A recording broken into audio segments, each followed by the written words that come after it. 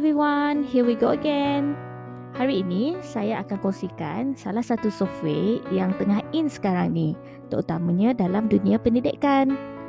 Tak lain tak bukan ClassPoint. So ClassPoint ini boleh di-download secara percuma dan setelah download, so semua kena sign in terlebih dahulu sebelum boleh digunakan. Okay, kalau kita tengok basic account ni adalah percuma dan fungsinya agak limited, namun ia tetap boleh digunakan. So I would suggest for a beginner, kita go for basic account only. Apa tunggu lagi? Let's explore. Okay, first thing first, you need to download. Just click free download. And then you fill up your name, your email and your organization and you click download now. Setelah download telah selesai, semua akan dapat manual daripada ClassPoint. So as you can see here, saya punya account PowerPoint dah ada nama saya lah dekat atas ni sebab saya dah sign up. Bagi yang masih first time akses kepada ClassPoint, so akan appear sign up, sign.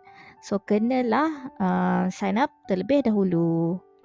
And then after sign up, you can see your name appear dekat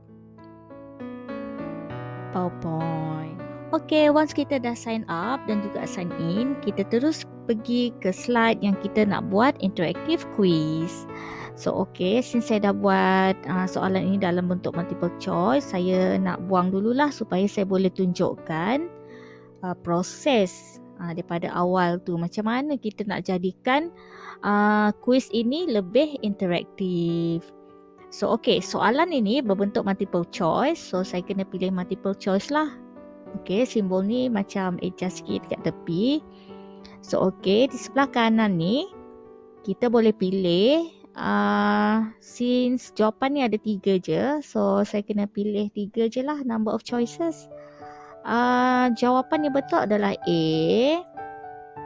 Okay, yang ni saya klik semua. Tapi jawapan ataupun soalan ni saya nak student saya jawab dalam masa 30 saat saja. Okay, simple dan mudah saja nak buat soalan multiple choice. Dan sekiranya kalau kita nak student kita jawab soalan ni, so kita kena slideshow dan appear macam ni. So bagaimana pula student kita nak jawab? So nantikan, saya akan kongsikan selepas ini. Stay tune. Okay, now bagaimana student nak jawab soalan pula? So senang je.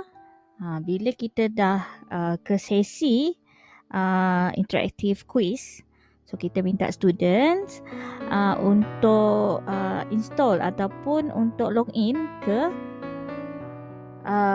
ClassPoint apps. Okay, so akan keluarlah macam ni.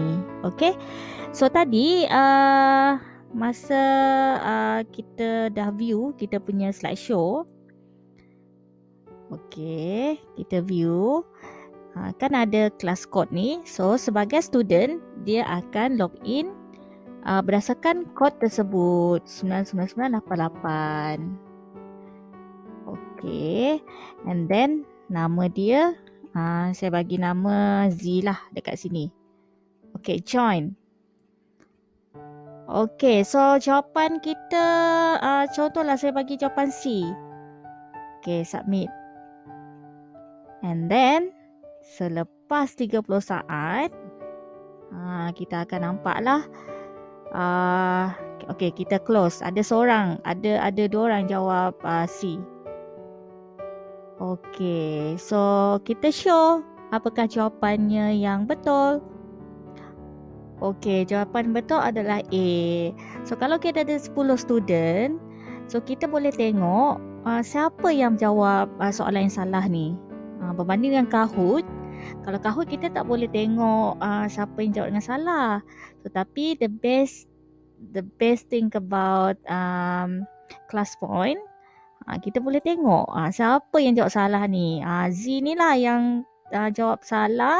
So kita boleh tahu student kita siapa yang jawab dengan betul, siapa yang jawab dengan salah.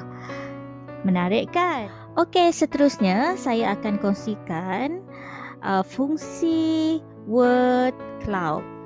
Okey, word cloud ini sesuai sekiranya kuis tersebut dalam bentuk open-ended question. Di mana kalau soalan saya ni elemen R dalam STEAM education merujuk kepada apa? So saya nak student saya jawab R ni sebenarnya merujuk kepada elemen apa. So saya createkan word cloud. Setiap seorang student saya hanya boleh menjawab satu kali saja. Okey, yang ni saya akan tikkan. Okey, tempoh masa is up to you, 30 saat ke 1 minit ke, tapi saya nak buat 30 saat saja. Okay, and then macam biasa as a teacher ataupun penceramah ke, kita kena slideshow dululah untuk kita nak student kita jawab. So sebagai student tadi, mereka memang dah masuk dalam kelas kod 99988 kan. So okay, so student boleh jawab elemen R ni apa. So saya akan letak religion. Okay, submit. Okay, we'll see jawapan yang diberikan. Okey, jawapan yang diberikan oleh Z adalah religion. So, Z telah menjawab dengan betul. So, saya boleh identify siapa yang menjawab dengan betul dan siapa yang menjawab dengan salah. So, menarik kan?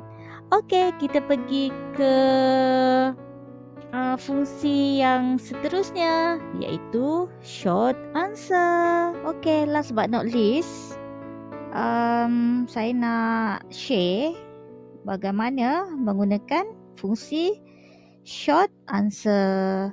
So okay, assume ini adalah soalan kuis yang saya nak ajukan kepada saya punya peserta ataupun saya punya student. Okay, kenapa stream penting? Okay, sebab saya nak student saya jawab jawapan yang pendek saja. So, saya menggunakan fungsi yang jawapan pendek saja. So, saya tak nak hide, saya nak appearkan. So, saya tak nak klik lah. So, start. Okay, nama choose. Okay, saya nak student saya mengambil masa 1 minit untuk mereka berfikir dan untuk mereka mendapatkan jawapan. Kenapa stream ni penting? Okay, since mereka dah log in tadi dengan quiz number 99988, so mereka tak perlulah nak log in berkali-kali. So okay, saya akan slideshow kan supaya student saya boleh dapat tengok dia punya dapat jawab soalan ni.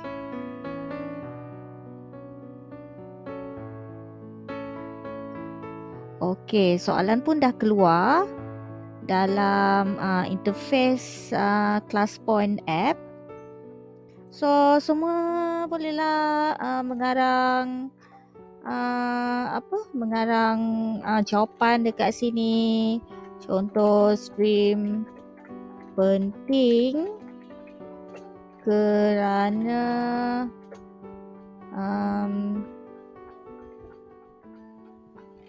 dapat memupuk kanak-kanak seawal usia untuk meminati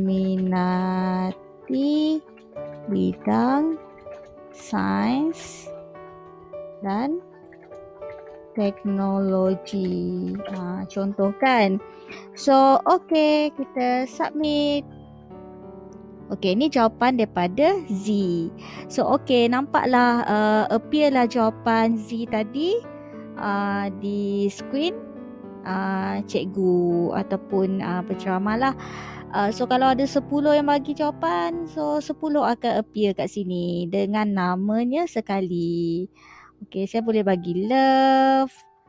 Saya boleh downloadkan. So saya boleh downloadkan dia punya jawapan dan boleh dikongsikan dengan rakan-rakan yang lain. Menarik kan kelas point ni. No wonder lah memang ramai pendidik suka nak gunakan ataupun nak explore kelas point. So kalau kita tengok fungsi kelas point ni, ada multiple choice, ada word cloud, so answer apa semua ni. So sebenarnya it's depend on soalan kita nak bagi. Quiz yang macam mana kita nak bagi. So dan tak semuanya sesuai. Kalau untuk quiz untuk kanak-kanak tak sesuai lah macam jawapan soalan jawapan pendek tadi. So lebih sesuai untuk student yang lebih dewasa. Tapi why not kalau kita nak memperkenalkan ayat pendek yang mudah. So kita boleh menguji sama ada kanak-kanak tersebut boleh dia membina ayat yang mudah berdasarkan curriculum lah. So okay, ada beberapa tips yang saya nak kongsikan. Sebenarnya kalau kita dah pilih satu type of interactive quiz, so kita tak boleh nak ada 2-3 format untuk satu slide. Contohnya macam ni, saya dah pilih short answer. Saya dah tak boleh pilih word cloud. Macam itulah. Sebenarnya kan banyak lagi function yang lain, fungsi-fungsi yang lain macam slide drawing, image upload ni memang very interesting lah. So selamat meneroka dunia kelas point. Selamat mencuba semua. Bye.